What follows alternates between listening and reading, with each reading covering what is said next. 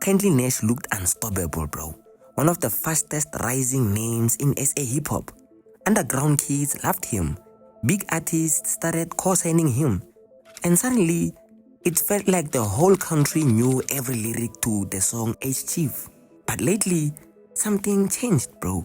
Now, instead of just talking about the music, people are talking about the drama, betrayal allegations, industry fallouts, identity debates, and fans online arguing about whether KindlyNxsh is actually becoming the villain of a new wave. So, the question is, how did the young soldier become one of the most controversial rising rappers in SA hip-hop? Let's talk. Him having Eish Chief and Don't Bribe Me back to back. And the remix. And the remix on that. Yeah. And the remix Getting with the Nasty, gold on Nasty the being remix. outside again. And also getting outside. Blackie on another joint that he teased as well. Like That he he's just teased on and yo.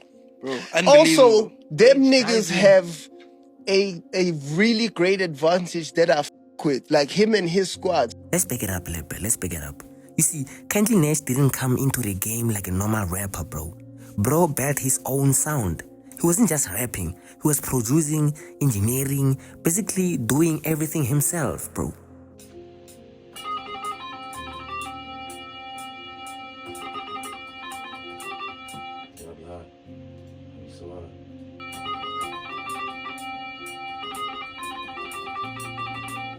That's important because in SA hip-hop, a lot of artists rely on teams.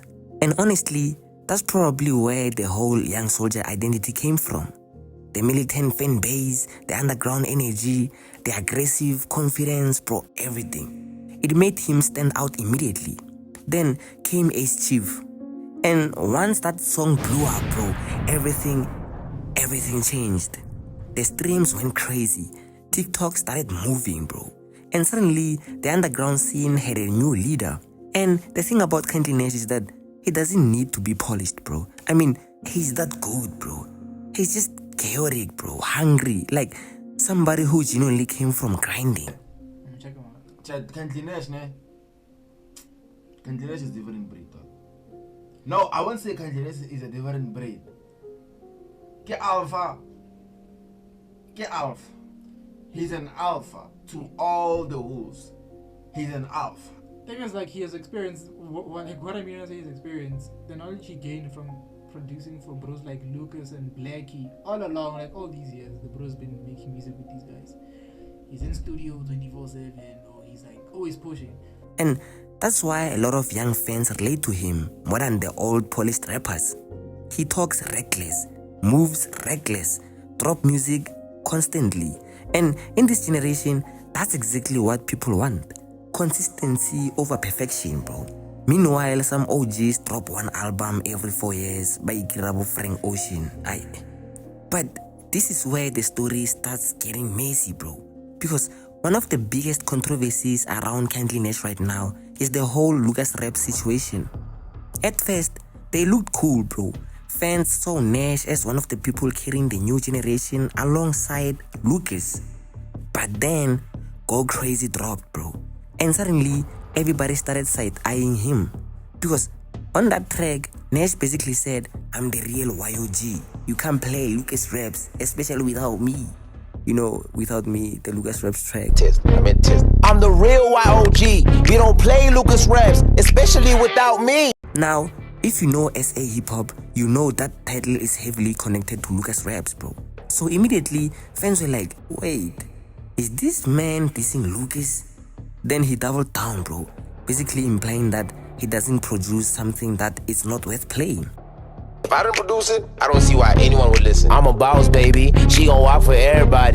And boom, the internet didn't like that, bro. Because people started calling him ungrateful. Others claimed that he used Lucasraps' platform to level up, then switch sides once he got attention. And honestly, that betrayal narrative spread fast, bro. Because SA hip-hop fans, they don't forgive almost anything. So my question is off topic, obviously. It's more of that. From what I've seen is that you used to hang with Nxsh, right? And I don't know what happened. I think he was he would help you. I don't know what the story is, but he was a producer. Alright, bass. And now he does music. I haven't checked you guys on a song, anything. Are you guys still cool? I saw Let Me Down. I don't know. but I wouldn't be able to tell you. But from what I've heard, what I've seen on podcasts, apparently I made him feel like I'm being a big brother or whatever. And it's like, yo, dog, firstly, you are younger than me, but not by much. But you are younger than me. I've been in the industry a lot longer than you. I've seen things that you haven't seen. So when I'm giving you guidance, it's not on the sense of, fuck you, Hawa. It's a thing of, I don't want you to make a mistake I've made. Because I've actually made these mistakes. I've been a bit too cocky in a room and it jeopardized me. And what's crazy is, the more successful KindlyNxsh became, the more hate started growing too. And low-key, that always happens in SA hip-hop, bro. The second people see potential, they start trying to humble you. Suddenly, people started saying he's overrated, he thinks he's bigger than he is, he's too arrogant, too loud. But at the same time, his fan base became even more loyal to him, bro. That militant community treats bro like a cult leader, bro. I don't wanna lie. And maybe that's why the hate keeps getting louder, because people are realizing this isn't just another underground rapper anymore. Then came the identity debate. And this one got ugly quickly, bro. Because after KindlyNxsh moved back and forth between South Africa and Zimbabwe, social media started acting weird. Some people questioned where he really belongs. Others started throwing xenophobic comments around. Instead of KindlyNxsh staying quiet, Nxsh actually responded directly. So do you consider yourself a Zimbabwean artist, a South African artist, or a fusion of both?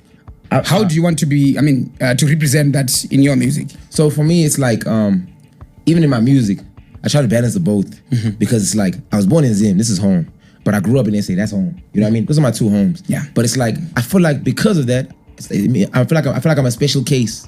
Because I'm like a product of Africa. Two different countries, different. Even Mozambique, I haven't even tapped into. Yeah. So it's like that. I think I should use that as an opportunity to be the African soldier. I want to represent the whole of Africa. Yeah. Like from the two places I'm from, I want to actually bring those places and all the other places and give lights. Because I've seen people who are like me, where it's like you're a Zim kid, but you grew up in Namibia. Yeah. So now it's like you're not really tapped into Zim or your roots like that. Maybe with your family, but it's like you're from Namibia, so you kind of speak like a Namibian guy. So I feel like I want to represent those kids and everybody. But that statement hit hard, bro, because it exposes something uncomfortable about SA entertainment. A lot of people love African culture until the artist is actually from it. Suddenly, people start gatekeeping. And honestly, that whole situation probably made his fan base respect him even more. But not every controversy around KindlyNxsh has been serious. Some of it is just pure internet chaos.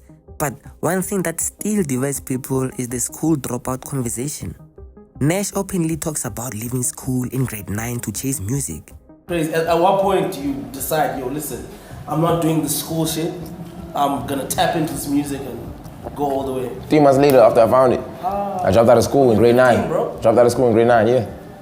Listen, being Zimbabwean, right, the rents are not having that. Can I tell you something? Yeah. My mom's from Bulawayo, my dad's from Masvingo. Yeah. They asked me if I wanted to drop out. Oh shit.